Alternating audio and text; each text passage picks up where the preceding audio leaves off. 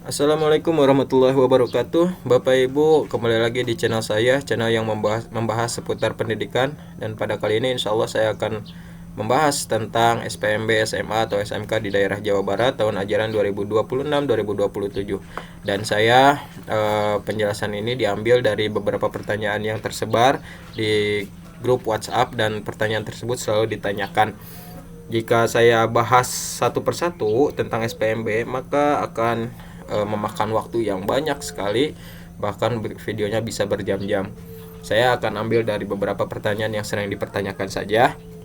Tapi sebelum masuk ke pembahasan, saya ingin tekankan dulu bahwasanya pendaftaran itu dilakukan oleh siswa atau orang tua masing-masing, tidak bisa dikolektifkan oleh sekolah asal atau SMP ataupun dikolektifkan oleh SMA atau SMK. Sekali lagi, pendaftaran dilakukan oleh siswa atau orang tua masing-masing, tidak bisa dikolektifkan oleh sekolah asal, SMP ataupun di sekolah tujuan SMA atau SMK. Kenapa? Karena pertama, akunnya itu masing-masing siswa punya akun, dan yang kedua ada survei yang harus diisi. Takutnya kalau dikolektifkan, surveinya tidak akan sesuai dengan yang diinginkan gitu. Yang selanjutnya saya langsung ke pembahasan. Pertanyaan yang pertama, di tahun ajaran ini ada yang namanya sekolah maung. Apa sih itu sekolah maung? Sederhananya gini, sekolah maung itu adalah sekolah untuk anak-anak yang berprestasi baik di bidang akademik ataupun non akademik, dan disatukan dalam satu sekolah. Untuk apa sih disatukan dalam satu sekolah? Tentunya untuk mengasah lebih tajam lagi pada prestasi yang telah dipelajari. Jadi sekolah maung itu adalah sekolah untuk anak-anak yang berprestasi ya Bapak Ibu. Selanjutnya, kenapa tahun lalu tidak ada sekolah maung? Karena program ini merupakan inisiatif dan kebijakan baru yang diluncurkan oleh pemerintahan Provinsi Jawa Barat. Tahun kemarin tidak ada, dan baru ada regulasinya tahun kali ini. Selanjutnya, di manakah saja sih sekolah maung itu? Sekolah maung itu banyak Bapak Ibu, ada 28 untuk SMA. Ada di SMA N2 Cibinong Kabupaten Bogor, Seman 1 Bogor di Kota Bogor, Seman 1 Depok di Kota Depok, Seman 1 Bekasi di Kota Bekasi, dan seterusnya. Bapak Ibu bisa di screenshot ya, bisa dipelajari ini, bisa di screenshot kalau misalkan ada yang mau ke sekolah maung. Lalu ada lagi di Seman 5 Bandung, Seman 3 Cimahi, Seman 1 Soreang, Seman 1 Sumedang, Seman 1 Majalengka, Seman 1 Sindang, Seman 2 Cirebon, dan yang lainnya. Ini bisa di screenshot ya kalau misalkan ada yang mau ke sekolah maung. Selanjutnya, nah untuk yang di daerah Bandung, sekolah maungnya ada di mana saja? Ada di Seman 3 Bandung di Kota Bandung, ada Seman 5 Bandung Kota Bandung, ada Seman 1 Soreang di Kabupaten Bandung, ada Seman 1 Bale Endah di Kabupaten Bandung, ada Seman 1 Lembang di Kabupaten Bandung Barat, ada Seman 1 Kota Cimahi di Kota Cimahi, dan ada Seman 1 Sumedang di Kabupaten Sumedang. Untuk SMK Maung itu ada di SMKN 1 Kota Bandung, SMKN 2 Tasikmalaya, dan SMKN 1 Cirebon, serta SMKN 1 Garut.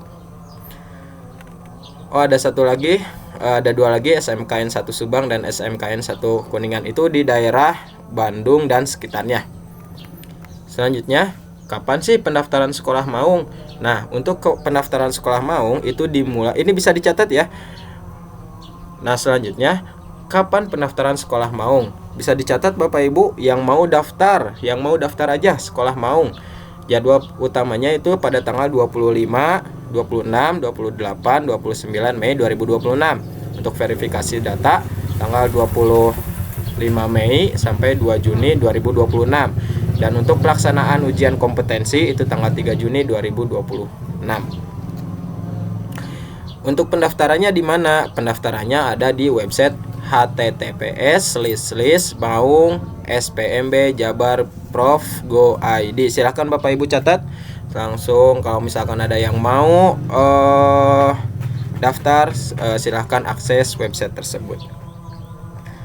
Bagaimana cara daftar ke sekolah maung? Yang pertama, minta akun ke OPS SMP untuk daftar ke sekolah maung, lalu masuk ke website sekolah maung SPMB Jabar Prof Go ID. Lalu isi semua kolom yang harus diisi dan yang ada di daftar kolom tersebut.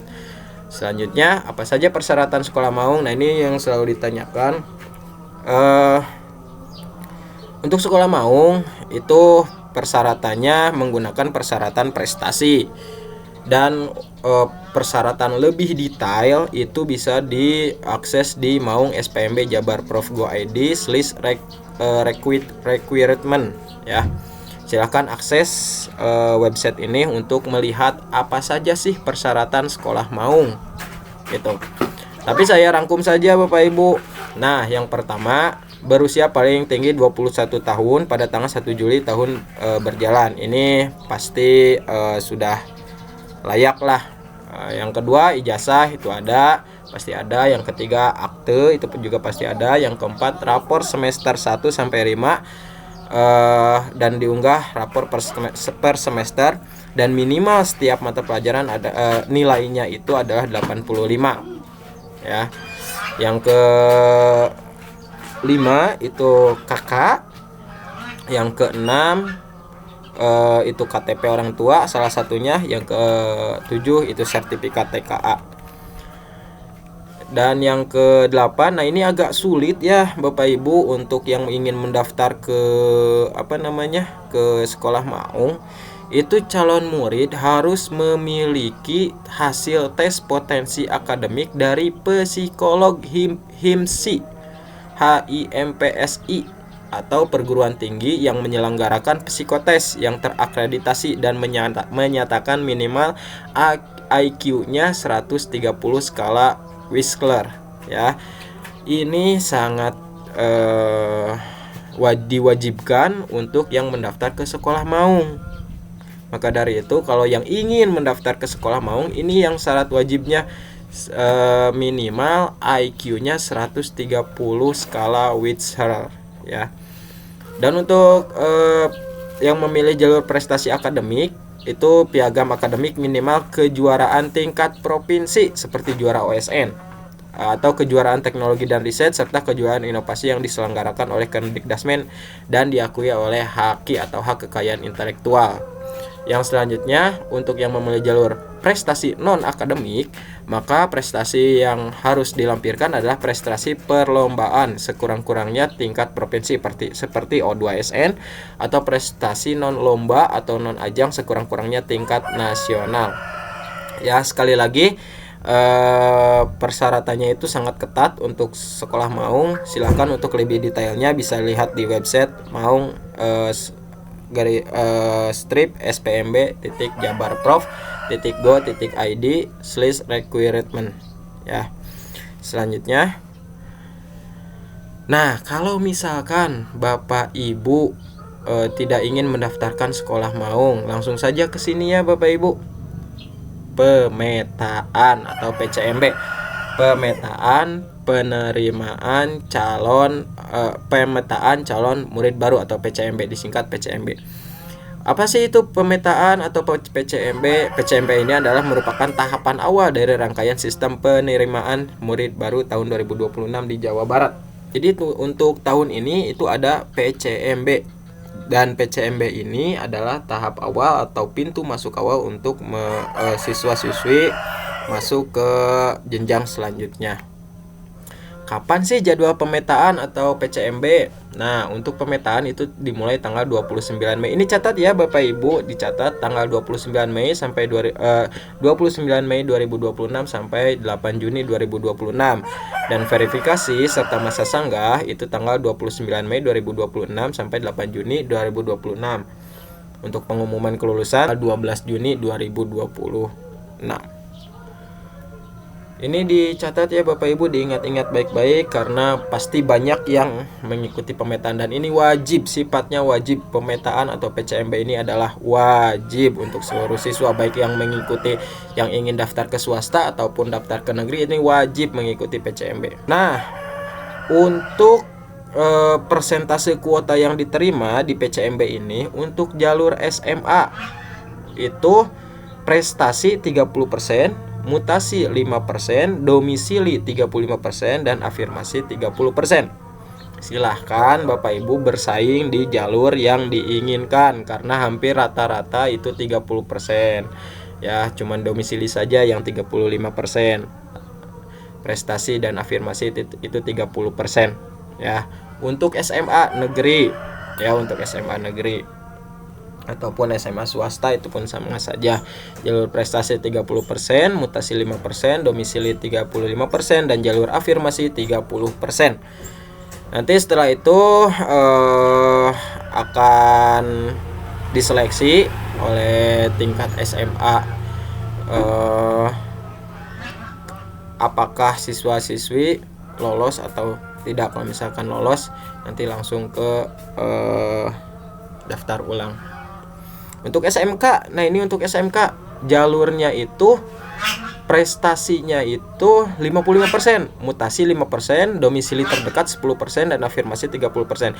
Mohon dicatat ya Bapak Ibu, untuk SMK baik itu negeri atau swasta, prestasinya 55%. Jadi yang banyak itu ada di jalur prestasi gitu.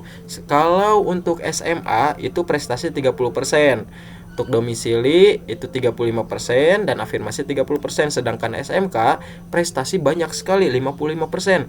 Mutasi hanya 5%, domisili sedikit sekali 10%, afirmasi 30%. Maka dari itu persaingan pasti ketat di domisili karena hanya 10%. Maka dari itu saran saya yang ingin daftar ke SMK lebih baik mengikuti prestasi, baik itu prestasi akademik, non akademik, atau prestasi rapor, ya. Seperti itu Bapak Ibu. Mohon untuk dicatat. Dan kalau misalkan masih penasaran, silahkan tanyakan ke SMA atau ke SMK, minta saran lebih baik ikut yang jalur mana gitu. Misalkan saya dekatnya ke SMA A, mendingan jalur prestasi atau mending jalur domisili, silahkan tanyakan ke sekolah tujuan. Mungkin sekolah tujuan akan memberikan saran seperti itu. Saya hanya memberikan gambaran secara umum. Selanjutnya untuk daftar pemetaan di mana, silahkan catat lagi ya Bapak Ibu, di website spmb-jabar-prof.go.id, ya. Sekali lagi websitenya spmb-jabar-prof.go.id. Selanjutnya, nah ini yang harus dicatat Bapak Ibu, harus diingat-ingat. Kenapa sih harus ada PCMB, pemetaan calon murid baru? Yang pertama, pemetaan ini wajib diikuti oleh seluruh siswa karena menjadi langkah krusial untuk bisa mengunci kuota di sekolah yang dituju. Yang kedua, di pemetaan ini siswa bisa memilih memakai jalur domisili, afirmasi, atau prestasi atau mutasi. Ya, jadi pada pemetaan ini semua jalur bisa dipilih gitu. Tapi kalau misalkan nanti di tahap 1 atau tahap 2 pendaftaran itu tidak bisa dipilih. Pendaftaran tahap 1 itu hanya untuk yang prestasi dan mutasi, sedangkan tahap 2 itu hanya bisa memilih untuk yang jalur domisili dan afirmasi. Kalau untuk di pemetaan itu bisa seluruh di salah satunya bisa dipilih, domisili atau afirmasi atau prestasi atau mutasi. Silahkan difikirkan secara baik-baik. Yang ketiga, jika ini tolong perhatikan ya, jika pemetaan di tahap pemetaan lulus pada tanggal 12 Juni itu kan ada pengumuman tuh pemetaan. Jika lulus atau lolos, maka siswa tidak perlu mengikuti pendaftaran di tahap 1 dan tahap 2. Jadi, siswa bisa langsung daftar ulang sesuai jalur yang dipilih. Contoh, jika siswa memilih jalur domisili di pemetaan dan ketika pengumuman tanggal 12 Juni itu lolos, maka siswa tidak perlu mengikuti pendaftaran tahap 2. Karena kan tahap 2 itu jalur domisili ya. Nah, karena sudah lolos di pemetaan, siswa hanya menunggu untuk melakukan daftar ulang di sekolah yang dituju, yaitu pada tanggal jalur domisili. Nah, itulah seberapa pentingnya PCMB ini. Selanjutnya, jika sekolah A, nah ini penting, kenapa harus mengikuti PCMB ini gini. Jika sekolah A, baik itu SMA atau SMK, kuota jalurnya itu sudah terpenuhi di pemetaan, maka sekolah tersebut tidak akan membuka jalur yang sudah dipenuhi di pemetaan. Maka dari itu, pemetaan sangat krusial. Jadi tahap awal itu siswa-siswi harus mengikuti pemetaan atau PCMB. Jika pemetaan tidak lolos, maka siswa harus mengikuti pendaftaran tahap 1, jalur prestasi dan mutasi, dan jika tidak lolos di tahap 1, maka bisa daftar di tahap 2, jalur domisili dan afirmasi. Nah, bagaimana cara pemetaan atau PCMB, pemetaan calon murid baru? Nah, insya Allah akan dibuatkan video khusus ya untuk cara login, terus cara input seperti apa, itu akan saya buatkan video khusus. Selanjutnya, persyaratannya apa saja sih untuk di PCMB ini? Persyaratannya itu yang pertama, sebenarnya persyaratan ini sudah bisa diakses Bapak Ibu. Ini websitenya SPMB Jabar Prof Go ID /syarat pendaftaran. Ini bisa diakses ya Bapak Ibu. Silahkan diklik saja atau dicatat lalu dilihat persyaratan detailnya di website tersebut. Tapi saya coba rangkum. Yang pertama, berusia paling tinggi 21 tahun pada tanggal 1 Juli tahun berjalan. Ya. Ini insya Allah tidak ada masalah. Persyaratan nomor 1. Yang kedua, ijazah atau suket, surat keterangan lulus atau kartu ujian. Yang ketiga, akte kelahiran atau KIA, kartu identitas anak. Ini pun tidak ada masalah. Yang ketiga, rapor semester 1 sampai 5 dan diunggah rapor per semester. Ini pun mungkin tidak ada masalah, tidak terlalu berat. Yang selanjutnya, kakak paling singkat 1 tahun sebelum tanggal pendaftaran. Ini pun tidak terlalu sulit, pasti punya kakak. Yang selanjutnya, KTP orang tua salah satunya, ini pun tidak terlalu sulit. Yang selanjutnya, untuk jalur domisili tidak ada minimal jarak, jadi nanti akan tersaring oleh sistem. Namun jika merasa jaraknya sangat jauh dari sekolah yang dituju, maka jalur domisili tidak disarankan, nanti akan terfilter. Apalagi yang ke SMK ya Bapak Ibu, karena SMK itu tadi untuk domisili itu hanya 10%. Jadi lebih baik ikut yang jalur prestasi yang 50%. Selanjutnya, untuk jalur prestasi nilai rapot, yang pertama siapkan sertifikat TKA. Lalu cuman itu saja Bapak Ibu. Untuk prestasi nilai rapot, siapkan saja sertifikat TKA dan nilainya gitu ya. Nanti di sertifikat itu kan ada nilai. Ya, untuk jalur prestasi akademik itu siapkan sertifikat kejuaraan akademik seperti OSN dan yang lainnya gitu. Untuk jalur prestasi non akademik itu siapkan dokumen kejuaraan non akademik seperti olahraga dan lain-lain, dan wajib dikurasi oleh Puspernas. Seperti jalur prestasi non akademik itu seperti O2SN gitu, atau kejuaraan-kejuaraan yang lain yang menurut Bapak Ibu siswa-siswinya itu berprestasi di bidang non akademik. Contoh, ternyata pernah mendapatkan juara 1 di sepak bola tingkat kabupaten. Nah, itu di input saja Bapak Ibu. Yang selanjutnya, untuk jalur kepemimpinan itu adalah calon murid yang pernah menjadi ketua organisasi murid intrasekolah OSIS atau organisasi kepanduan atau organisasi resmi lainnya yang diakui satuan pendidikan seperti organisasi pramuka seperti itu. Nah, apa sih yang harus disiapkan? Yaitu surat keputusan atau dokumen penetapan kepengurusan dari kepala sekolah. Silahkan minta ke sekolah. Untuk jalur mutasi, siapkan surat penugasan atau surat pindah tugas orang tua atau wali, surat keterangan pindah domisili orang tua atau wali calon murid. Dan yang terakhir, untuk afirmasi, ini agak